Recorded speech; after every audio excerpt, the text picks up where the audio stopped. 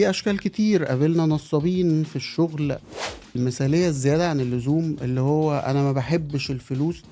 وهو اللي عمل لك ترشيح صح؟ يعني اتحكى لي وانا طبعا ما كنتش اعرف. انضميت لشركه جديده.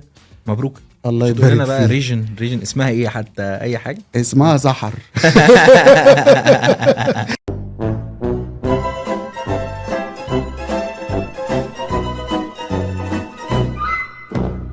نفسك انت في سؤال جاي في دماغي بس انا هسكت ربنا لغايه ما يستر. تخلص.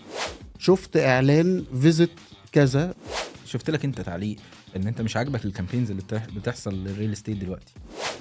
انا عمري ما البس اللبس اللي هو لابسه.